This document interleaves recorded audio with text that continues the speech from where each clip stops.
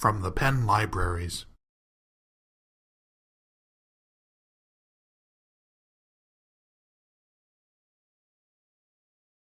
I looked at this question, what will humanities, teaching in humanities classes look like in 2020?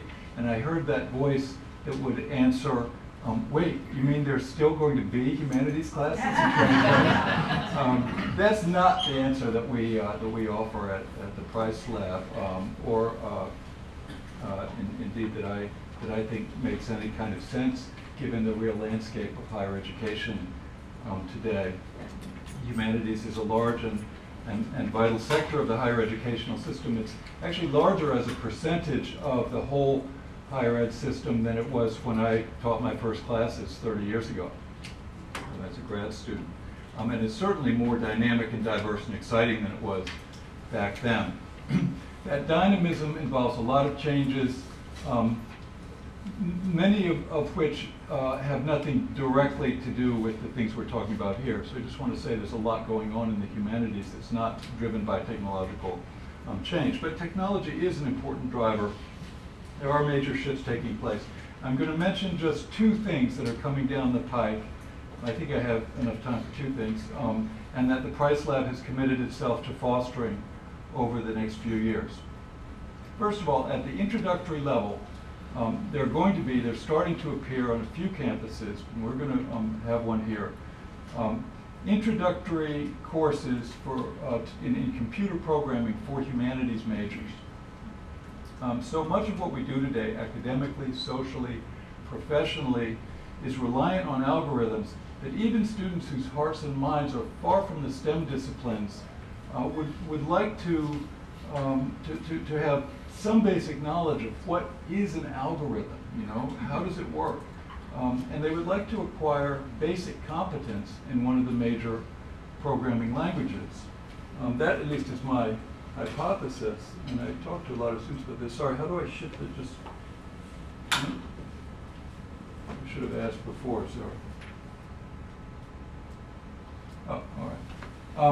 I'll just point to this piece by Matthew Kirschenbaum. Matt Kirschenbaum is at the Massachusetts Institute for Technology and Humanities, a DH center that's been around a lot longer than ours. And Matt's a terrific scholar, a scholar of the forensics of digital literature. And he wrote this piece 5 years ago, Hello World, Why Humanities Students Should Learn to Program, that's been widely circulated and has had a real influence. He uses that word should. I'm trying to avoid that word. My impression is that humanities students do want to learn at least a bit of programming, many of them. But overriding that desire is the desire to take stimulating, well-taught, fully engaging classes. And there's a problem, which Matt talks about very amusingly in this piece, that the courses that are available for novice programmers on most campuses, including our own, simply are not suitable for most humanities majors. They are basically courses taught by and for engineering students. And the problem sets that they use have no relation to the kinds of problems and the kinds of complexity that one encounters in humanities research. They're just not crafted with our concerns in mind. For most humanities students, these courses are assuming too much knowledge of one kind, because even a basic class in our engineering school in programming is assuming you've got some pretty good programming chops of one kind or another, and too little knowledge of other kinds. They're not drawing it all on the real depths of knowledge and expertise that humanities students at Penn bring. So an intro to programming class developed specifically for students in the arts and humanities, helping them to read, write, and modify algorithms that are useful for, and even in many cases are created for, humanistic inquiry. A rigorous computing course that speaks to their enthusiasms and draws on their knowledge. This is like a top priority for us at the Price Lab. It's not going to be shoved down anyone's throats as a requirement for a digital age curriculum. Done right, I think it's going to be a popular class. In fact, I think that once we get it rolling here at Penn, it will be an ideal class to run as a MOOC and would do really, really well in that format as well. So yeah, we're going to have such a course in 2020, and in fact, several years before that. The other thing that's coming along, and there are a lot of different forms of this, but I'll just say that at the advanced level of seminars, humanities seminars, for students who are already grounded in their disciplines, we're going to see more classes that are arranged around a research problem, rather than around a traditional genre or period, historical period, or region or something like that. The course will be a research problem which is then tackled by the group in the seminar.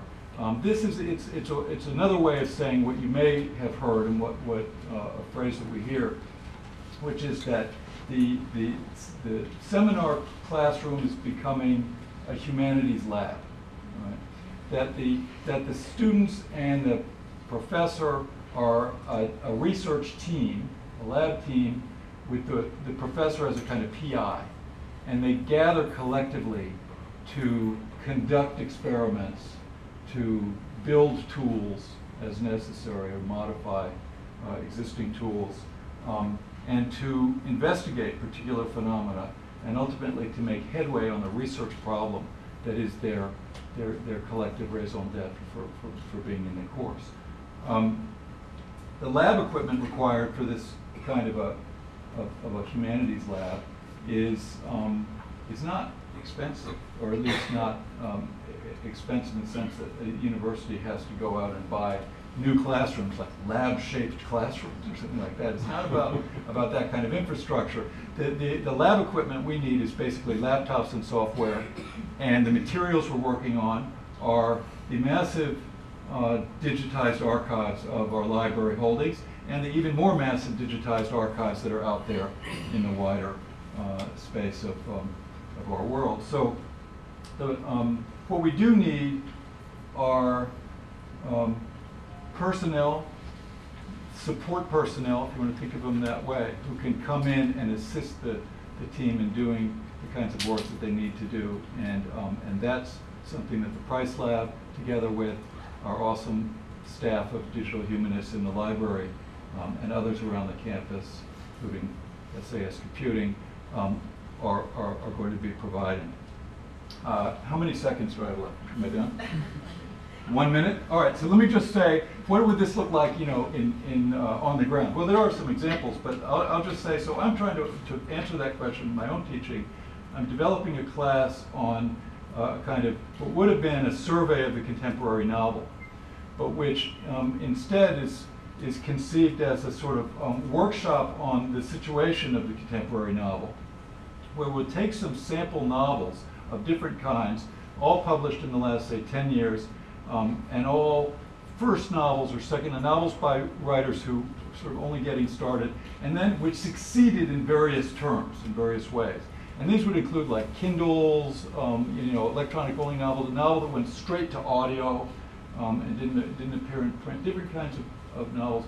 And then in the classroom, we'll be doing things like gathering data on the particular author, putting questions and trying to answer them with different students and groups of students working on different pieces of that. So there's a lot of good novels that don't get published. There's a lot of bad novels that do get published. How did this particular novel end up getting published and succeeding?